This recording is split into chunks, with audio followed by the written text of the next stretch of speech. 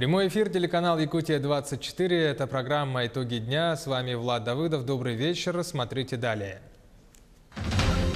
Резонанс недели. В Якутии компенсацию за детсад будут получать теперь только малообеспеченные семьи. Как в Минобразовании республики прокомментировали это решение? Дома, как на улице, жители одного из микрорайонов в Ленске жалуются на холод в квартирах.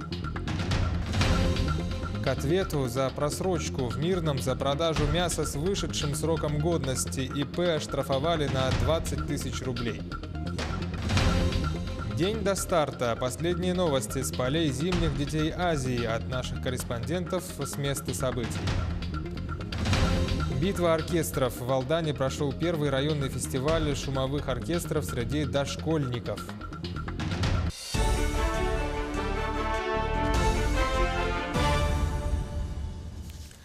В мэрии Якутска прошло совещание санитарно-противоэпидемической комиссии по вопросу продления карантина для школьников. Роспотребнадзор настаивал на отмене с понедельника, а другие члены комиссии требовали продления до среды. В итоге карантин для школьников продлили до 13 февраля включительно. По данным в Якутске, штаммом H1N1 переболели более 7 тысяч человек, а в прошлом году в самый пик болели чуть более 5 тысяч. По данным этой недели, эпидпорог у детей старше 15 лет превышен на 87% и отмечается незначительный, но спад среди детей в возрасте до 14 лет. Принято решение о продлении ограничительных мер по отмене учебных занятий в общеобразовательных школах города Якутска и в учреждениях дополнительного образования вплоть до 13 февраля включительно. Наблюдается последнюю неделю повышение заболеваемости у взрослого населения и у детей старшего возраста. У некоторых жителей Ленска проблемы. Как только температура на улице опускается ниже 30 градусов или поднимается метель, люди в квартирах начинают замерзать. И это при наличии централизованного отопления. По словам жителей, виной всему уже непригодные для жизни дома. В проблеме разбиралась наш корреспондент Анна Кожевникова. В доме номер 15 по улице Новосибирская микрорайона Алроса жители утепляются как могут. Например, устанавливают дополнительные двери, чтобы совсем не замерзнуть. Мороз на улице сменился метелью. И жильцы дома по Новосибирской 15 микрорайона Алроса в эти дни, можно сказать, не раздеваются, возвращаясь с улицы. В их квартирах, даже не угловых, разгуливает ветер, от стен несет ледяным холодом. Одеваемся, конечно. Ноги укутываем, как бы это... Что вот Дети, наверное, да? Ну, конечно. Дети тоже, дети не приучены у нас как бы к таким этим. Ну, выживаем, можно так сказать, что в таких условиях. Как бы давали временное жилье, а что временно, то постоянное оно получается так. У меня на полу я специально измеряла. То есть на кухне около раковины плюс 9 было, в туалете плюс 7. Ветерок или обогреватель – атрибут повседневной жизни в зимнее время года для Александра Баранова. А это сверхоплата за электроэнергию, которая и так у нас стоит недешево. Холодные батареи, неоднократные наши обращения, они приходит слесарь, крутанется, разворачивается и уходит. Звонишь, они говорят, мы вам прислали слесаря, должны были все здесь сделать. Ну, батареи забиты, не работает обратка. Вот в нашем коридоре 2 батареи не работает. В самом подъезде батарея снята уже 4-й год. Нам 4-й год обещают поставить, так они ставят. То есть они не могут изыскать средства. Как рассказали в управляющей компании «Диалог», об этой ситуации знают. Все, что от них зависит, делают. Но проблема не в плохой обратке или отсутствии батарей, а в прохудившихся стенах, полах и крышах этого дома. Ремонт общедомового имущества, именно полы, утепление, это тоже собственники должны собрать собрание и сами решить, что им как бы нужно. За свой счет, да. Если капитальный ремонт, значит, капитальный ремонт у них запланирован фондом капитального ремонта на август 1936 года. Как рассказали жильцы, это жилье предоставляли как временное после наводнения 2001 года сроком на 5 лет, а прошло уже 18. Утеплитель между железобетонных конструкций осыпался. По документам же дом числится деревянным. Сейчас жители подали заявление на признание дома металлокаркасным. Документы отправлены в Якутск. Мы будем следить за развитием событий. Анна Кожевникова, Виталий Андреев, Ленск. В Якутске разгорается коммунальный скандал вокруг капитального ремонта многоквартирных домов. Единственный участник тендера некачественно провел работы, и теперь газовые службы по технике безопасности отказываются подключать газ в этот дом. В деталях разбиралась Сусанна Рожина. Жители дома по улице Проспект Ленина 7/2 вынуждены более 8 месяцев жить без газа. Всему виной подрядная организация, которая выполняла работы по капремонту. В моей квартире на 1,5 метра трубы газовой имелось 7 швов. И сегодня мне поставили непотребную трубу, которая где-то лежала в снегу. Она вся ржавая, и у нее вдоль всей длины трубы идет шов. Я, конечно, обеспокоена. После магнитогорских событий вы вообще все обеспокоены. Фонд капитального ремонта отмечает, подрядчик компания «Юнион» была единственным участником открытого тендера на проведение ремонтных работ. Но, как оказалось, к выполнению всего перечня работ, в частности, замены внутридомового газового оборудования, готова не была. Поэтому комиссия несколько раз не принимала работу. Фонд со своей стороны, конечно, осуществлял контроль, но, возможно, не должным образом. Работы, значит, должны были быть завершены в конце сентября. Значит, работы подрядчик завершил, была создана комиссия по приемке, выехали на приемку, работы забраковали. Значит, подрядчик начал переделывать и переделал в очередной раз, значит, свои работы. Опять была создана комиссия, это уже был, наверное, ноябрь месяц. Да, и работы в очередной раз были забракованы. Жильцы не только морально вымотаны таким продолжительным капитальным ремонтом, они вынуждены терять и материально, переплачивать за потребление электроэнергии, а Энергосбыт отказывается делать перерасчет, так как дом официально к газу подключен. Мы считаем, что нам вот эта повышенная нагрузка на электроприборы бытовые, которые, особенно вот эти вот чайники, которые быстро вскипают, они же очень затратные. Мы считаем, что не по нашей вине мы пользуемся ими, да, и нам должны давать вот в этом случае, в случае капремонта, должны давать какую-то скидку. Подрядчик компания «Юнион» в свою очередь утверждает, что весь объем работ по замене внутридомовых газовых труб для всего 64-квартирного дома было выделено всего 340 тысяч рублей. Теперь из-за неприемки работ компания за свой счет привлекла другого субподрядчика ООО «Сахагазстрой», который в течение месяца должен исправить все недочеты. Поэтому в этой связи нами были переделаны полностью с нуля. В октябре месяце работы вот эти трубы, монтаж, демонтаж.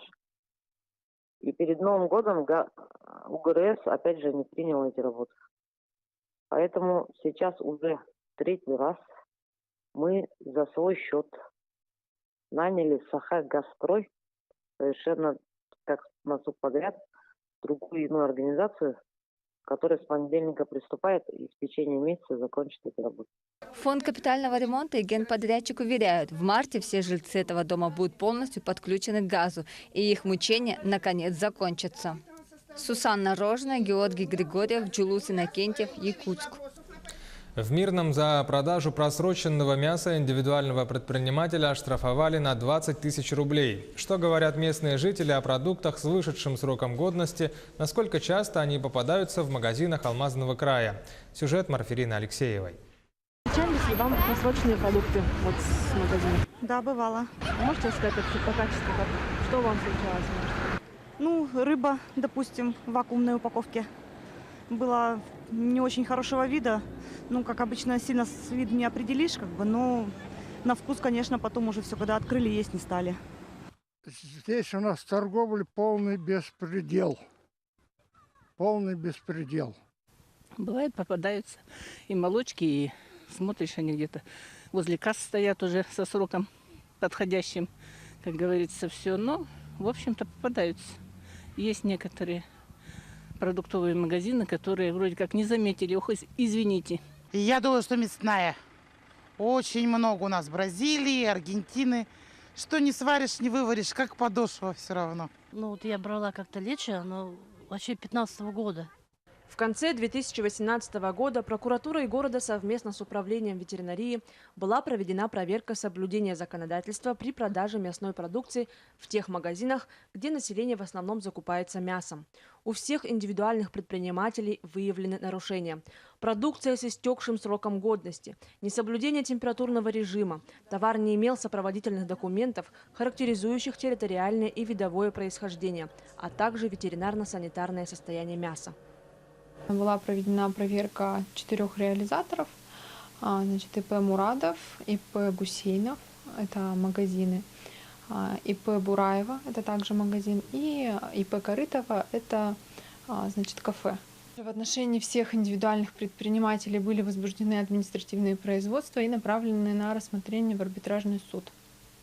Соответственно, в этом году, значит, поступили решения, согласно которым 3 индивидуальных предпринимателей привлечены к административной ответственности в виде предупреждения и 1 назначено наказание в виде штрафа в размере 20 000 рублей. Сюда попадают пробы продуктов, принесенных с жалобами населения или взятых на контрольных рейдах. И здесь же устанавливается степень качества продукта. Только за январь месяц в Роспотребнадзор от населения поступило 5 заявлений о фактах отравления из-за просроченной еды. В основном это мясная и рыбная продукция. На данный момент по фактам отравления ведутся исследования. Марфелина Алексеева, Артем Алексеев, Мирный. В Ленске 3-й день сильные ветра. По словам синоптиков, такая погода продлится до конца недели. Коммунальные службы вышли на очистку дорог силами 6 единиц техники. Расчистили все центральные дороги и подъездные пути к автобусным остановкам. На данный момент у нас происходит уборка тротуаров, так как у нас после крепких морозов наступили сразу сильные ветра. В дневное время мы занимаемся только тротуарами, так как движение у нас активно и спецтехники и на дороге не выпускаем. А в ночное время начинаем разборку завалов и сильных переметов. Чистим улицы, проулки.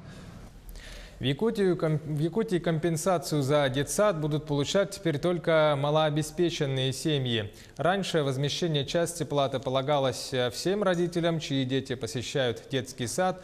Если в семье 1 ребенок, не менее 20%, если в семье 2 детей, не менее 50%, если 3 и больше детей, то выплачивалась компенсация не менее 70%. Отныне все будет по-другому. Как в Минобразовании прокомментировали это решение, подробности у Анастасии Даниловой. Если прежде малоимущие семьи получали компенсацию вместе со всеми, то теперь они должны будут доказать свой статус, предоставив соответствующую справку. К ним относятся семьи, среднедушевой доход которых не превышает 16 463 рублей. Лично меня, как многодетную маму, это не затронет. Я возмущена по отношению к другим. Это очень большое подспорье вообще для родителей. Не для многодетных, вообще для родителей.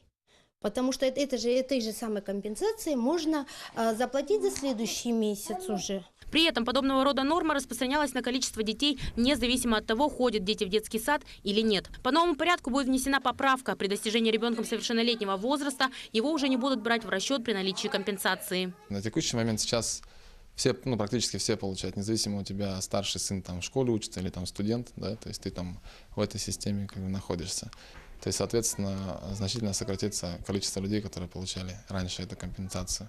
В Министерстве образования и науки Республики такое решение обосновали тем, что согласно федеральному закону 2015 года субъекты РФ вправе устанавливать свои критерии нуждаемости при предоставлении компенсации. При этом подчеркнули, что сэкономленные средства пойдут на нужды тех же детских садов. Вот эти деньги сэкономленные, они идут обратно же, этот взнос, который собирается, эти же по положению идут средства на организацию питания детей и на хозяйственные такие нужды самого же ребенка идут на самом деле. Таким образом, чтобы и дальше получать компенсацию за оплату детского садика, общие доходы семьи не должны превышать прожиточного минимума. Анастасия Данилова, Джулстан Накентьев, Григорий Хлопков, Якутск. Сейчас короткая пауза, 1,5 минуты. Оставайтесь с нами и смотрите далее в программе «Итоги дня». День до старта. Последние новости с полей детей Азии от наших корреспондентов с места событий. Битва оркестров в Алдане. Прошел первый районный фестиваль шумовых оркестров среди дошкольников. Это Якутия-24 в прямом эфире. Программа «Итоги дня». С вами Влад Давыдов. Продолжаем выпуск. Одна из делегаций правительства республики находится с выездным отчетом в Нерюнгринском районе. Местные жители задавали вопросы, касающиеся экологии, промышленности, здравоохранения, спорта. К примеру, учитель физкультуры поселка Серебряный Бор Дмитрий Рогожин поднял тему отсутствия достаточного бюджетного финансирования для развития детского и юношеского спорта, из-за чего талантливые и перспективные дети не могут выехать на соревнования регионального и федерального уровней. Вот что на это ответил вице-премьер республики Кирилл Бычков. Нужно ни в коем случае чтобы не получилось, что люди демотивируются, что ребятишки перестанут верить в то, что они куда-то выйдут на какие-то большие уже ринги или стадионы и так далее. Мы этот вопрос в ближайшее время Минспорт уже такую задачу поставили, он проинформирует, как он вообще будет решаться в этом году. В Покровской звероферме начался сезон весеннего гона серебристо-черных лисиц. Работники самой большой зверофермы республики этому процессу уделяют особое внимание. От того, как пройдет этот период, зависит будущее поголовье животных. Сегодня там содержатся 1500 чернобурых лисиц, из них 1300 самок, 200 самцов. Уже в ближайшие годы звероферму планируют расширить. Идет работа по ремонту и модернизации. В том числе речь идет о строительстве новых помещений для содержания основного стада серебристо-черных лисиц. Вот у меня сачок в руках, да? Мы во время гона самку ловим, например, самку ловим и несем к самцу спаривать. И они у нас там покрываются. А когда у них ощенение получается потом? Ощенение у них получается, по датам мы пишем. Например, она у меня покрылась сегодня самка 7 февраля, и ощенение будет 31 марта. Эти даты где-то здесь вы уже указываете? Тут дата покрытия, число, дата щенения, число и сколько щенков количество. А обычно сколько щенков появляется? По-разному. В среднем? В среднем, по 8, по 5. В Алдане прошел первый районный фестиваль шумовых оркестров среди дошкольников. В творческой битве сошлись 1,5 десятка музыкальных коллективов района. Сюжет Татьяны Вахниной. Под аккомпанемент трещоток и переливы балалаек застучали ложки, зазвенели бубны и запели дудки. Дошколята сошлись в нешуточной битве. Именно под таким названием прошел первый районный конкурс шумовых оркестров. С помощью шумовых инструментов создать музыку невозможно, потому что в основе всегда лежит у нас фонограмма, которую мы дополняем шумовыми звуками. На суд слушателей и строгого жюри музыкальное творчество представили 16 команд. Классика, современные ритмы, народные мелодии. Посредством простых инструментов можно преобразить и заставить звучать по-иному любую музыку. В детских садах игра на шумовых инструментах получила развитие сравнительно недавно, однако быстро завоевала популярность. Да, популярность растет. Во-первых, это же и реализация проекта республиканского «Музыка для всех» в рамках этого проекта. Но и когда мы начали реализовывать его, мы подумали, что же наши дети, как же могут сыграть в оркестре. А оказывается, очень просто при помощи шумовых инструментов. И таким образом мы теперь это все поднимаем популярность. А это, думаю, будет еще дополнительный толчок в наша сегодняшняя битва. Инициаторами проведения районного конкурса шумовых оркестров выступили артисты и их наставники детского сада «Дельфин» микрорайона Солнечный. Садик несколько лет является инновационной площадкой по реализации национального проекта «Музыка для всех». И шумовые оркестры имеются в каждой группе «Дельфина». И мы провели такой праздник у себя в детском саду «Битва оркестра». Получилось очень здорово. И поэтому я решила, что нельзя такой праздник не организовать для всего района. Тем более, что это очень интересно. Маленьким артистам аккомпанировал студенческий оркестр. Между выступлениями проходили разминочные викторины. Дошколята знают о музыке и инструментах очень многое. Первый фестиваль отгремел, и он имеет все шансы стать ежегодным. Татьяна Вахнина, Сергей Шипачев, Александр Лукин, Алдан. Президент Международного паралимпийского комитета Эндрю Парсонс объявил о решении условно восстановить в членстве Паралимпийский комитет России с 15 марта текущего года. ПКР, в свою очередь, приветствует это решение, хотя оно представляется нам запоздалым и не безусловным, оно, тем не менее, позволит нам решать основные проблемы полноценной подготовки и участия сборных команд России в Паралимпийских летних играх 2020 года в Токио. Как говорится, лучше поздно, чем никогда. Об этом заявили в Паралимпийском комитете России.